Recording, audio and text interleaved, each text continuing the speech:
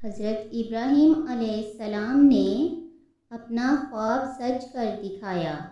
یہ وہ مبارک مہینہ ہے کہ جس میں اللہ تبارک و تعالیٰ کے پیارے نبی حضرت ابراہیم علیہ السلام نے اپنے صاحبزادے حضرت اسماعیل علیہ السلام کے ساتھ مل کر صبر و رضا کا ایسا منظر پیش فرمایا کہ جس کی نظیر نہیں ملتی۔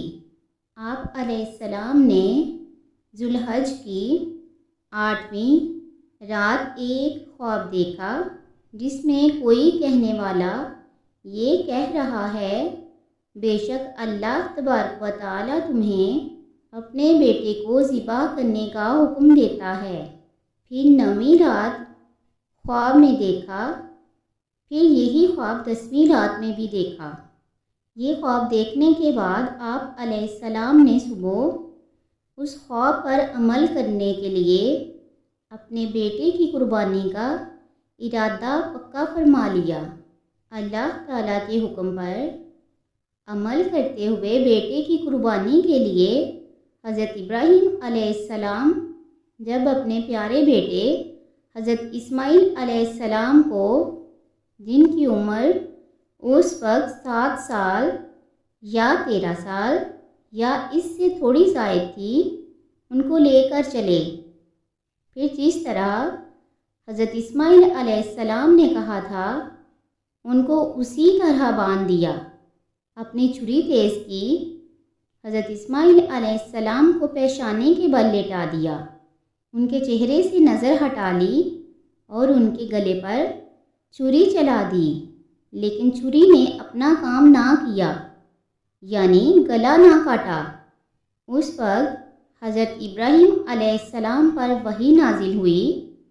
چنانچہ پارہ نمبر 23 سورہ صافات آیت نمبر 104 تا 107 میں اسی بارے میں ارشاد باری تعالیٰ ہے، حضرت ابراہیم علیہ السلام نے جب چھری چلائی اور چھری نے حضرت اسماعیل علیہ السلام کا گلا نہ کاٹا تو اللہ تبارک و تعالیٰ کی طرف سے حضرت جبرائیل علیہ السلام ایک مینڈا لے کر آئے اور حضرت اسماعیل علیہ السلام کی جگہ پر وہ مینڈا رکھ دیا۔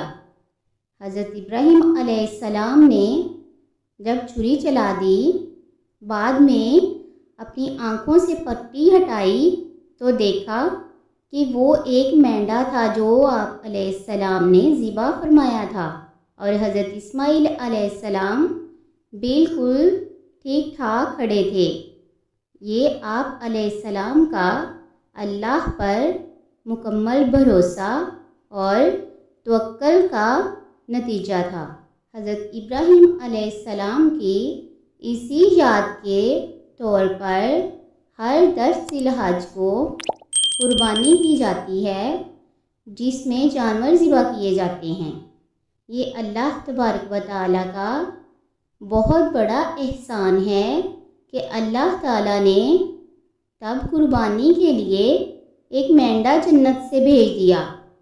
اس واقعے سے یہ پتہ چلتا ہے کہ اللہ تعالیٰ پر توکل اور یقین کا یہ عالم ہونا چاہیے کہ اللہ تعالیٰ سب کچھ کر سکتا ہے۔ درس ہدایت: اللہ والے اللہ تعالیٰ پر مکمل یقین اور اطمینان رکھتے ہیں اور اللہ تعالیٰ کے بتائے ہوئے راستے پر چلتے ہیں۔ اس سے ثابت ہوتا ہے کہ اللہ تعالیٰ پر توکل اس قدر ہونا چاہیے جس طرح حضرت ابراہیم علیہ السلام کو تھا۔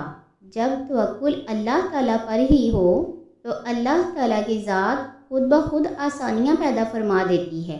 اللہ تعالیٰ پر توکل کی یہ ایک بہت بڑی مثال ہے۔